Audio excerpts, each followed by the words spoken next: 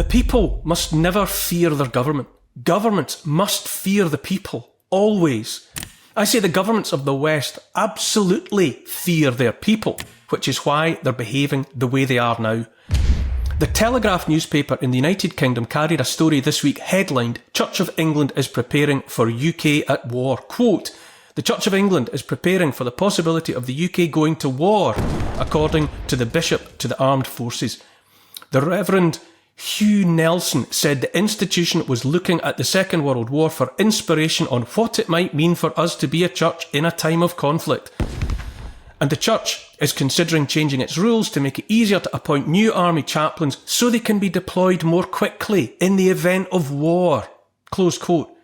This is the same church that closed its doors on its congregations during COVID, when the government of this country was effectively at war with its own people. Nothing strikes fear into the hearts of populations quite like the threat of war. One of the government's favourite C words now is conscription, raising the unquiet ghosts of the 20th century when sons were marched away to conflict. The Telegraph piece continues, quote, earlier this week the government's national security strategy said Britain must actively prepare for a wartime scenario in its homeland for the first time in many years. At the NATO summit on Wednesday, the piece continued, Sir Keir Starmer announced that British fighter jets would carry nuclear warheads for the first time since the Cold War. Bishop Nelson said he had heard rising concern about the threat of very, very serious conflict, including conflict that involves the UK, from military personnel over the past 2 years.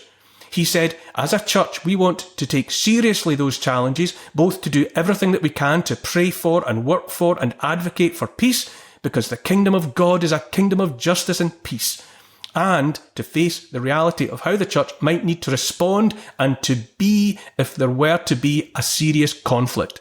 End quote.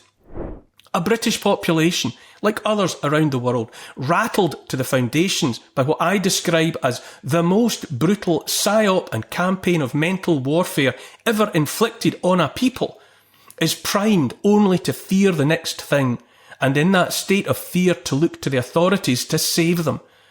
Knowingly or not, the Telegraph article links the recent past together with the present and then the future.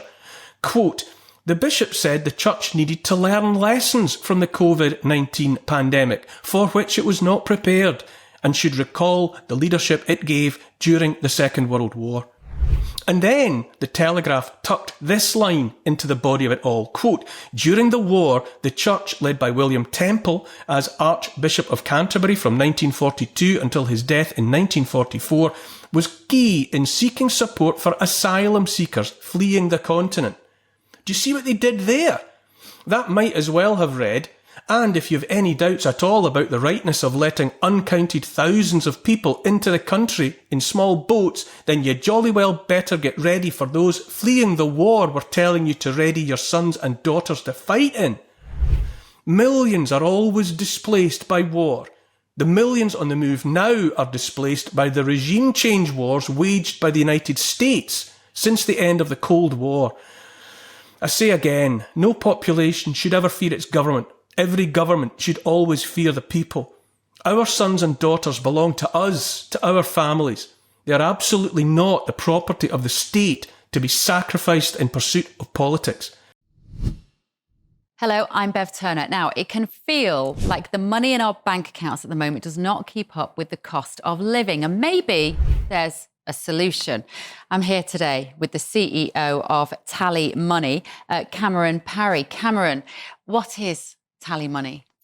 Well, Bev, with TallyMoney, you get a current account and a debit card, but instead of pounds, you use milligrams of gold as your everyday money. So why gold? Gold traditionally is a great store of value. It has, on average, gone up at over 11% per annum for the last 25 years against the pound.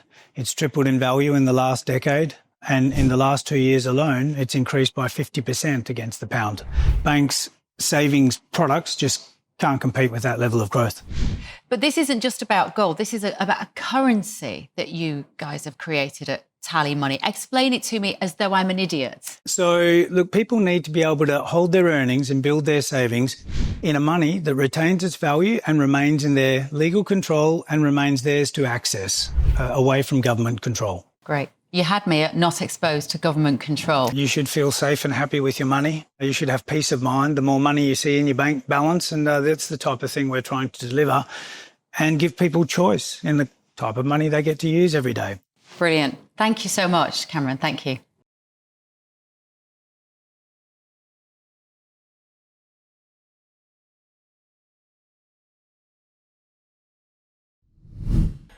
MPs have the audacity to get behind calls to send our sons and daughters to war, while some of their number won't even pay for their own birthday parties, claiming such on their expenses, which we pay too.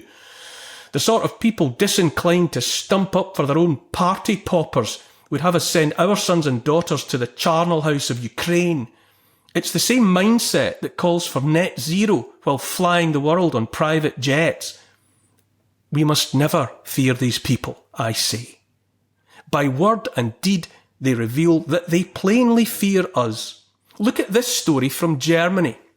The German state just raided 170 people for their social media posts. According to online publication Reclaim the Net, quote, Europe's digital watchdogs now raid homes over tweets. A wave of coordinated police raids swept through Germany at dawn yesterday, not to apprehend violent offenders or disrupt terror plots, but to pursue individuals who dared to post politically incorrect remarks online. The sweeping operation, led by the Federal Criminal Police Office, BKA, targeted roughly 170 homes across the country. Phones, tablets and computers were seized from suspects whose alleged offence was nothing more than expressing strong or offensive opinions, many aimed at politicians.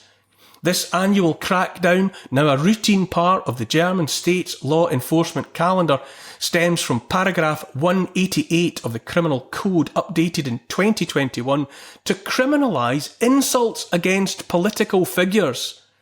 In what sane world is it criminal to insult political figures, I ask? If we don't insult those hypocrites, who will? Continuing the piece, under this revision, a disparaging comment about a public official can carry a prison sentence of up to 3 years. Germany's internal surveillance of digital speech has only intensified.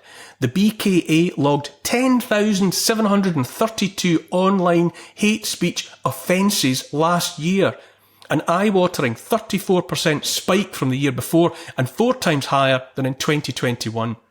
While the law is officially neutral, enforcement skews heavily against right-leaning users.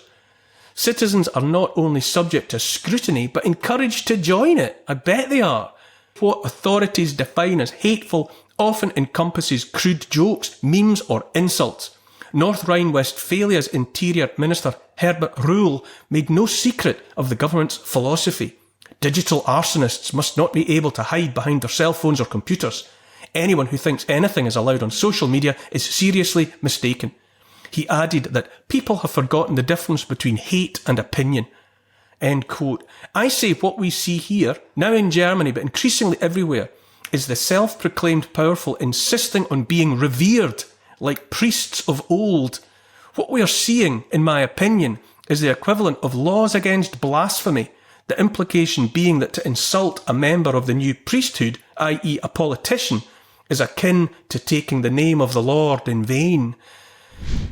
The law's reach is growing. In one case, Stefan Nyhoff, covered extensively by Reclaim the Net, was hauled before the courts for calling the economy minister a professional idiot. End quote. I say those in power are determined to stay in power by nothing less than deifying themselves, insisting we see them not as elected servants, which is what they are, but as high and mighty. The Reclaim the Net article continues. Similar forms of speech policing are now entrenched in the United Kingdom. Over the past year, a series of disturbing incidents have exposed just how far British authorities are willing to go to police thought. Julian Fuchs, a retired police officer, was subjected to a house search by officers who inspected intimate family possessions and his bookshelf, which included titles like The War on the West by Douglas Murray. He was arrested and interrogated for 8 hours after posting concerns online about anti-Semitism. Bodycam footage revealed officers tutting over his, quote, very Brexity reading material. Though Kent Police later issued an apology and £20,000 in compensation, the raid itself was not an isolated event, end quote. And how could I forget the Lucy Connolly case? As that news piece relates, Lucy Connolly's story is even more severe. Following a gruesome multiple child murder last summer, Connolly tweeted emotionally charged remarks about asylum seekers. Though the post was quickly deleted, the state decided the offence warranted prison time. She was sentenced to 2 years and 7 months. End quote. Connolly received a harsher sentence than many handed down around the same time and since for the rape of children. Let that sink in. Again, I say all of this, the warmongering, raising the spectre of conscription, using legislation to make people too frightened even to air their opinions. All of this is the behaviour of frightened government, so frightened indeed that all it can think to do is try and make us more frightened of them than they evidently are of us. Happily for us, and unhappily for them, more and more of us see the game every day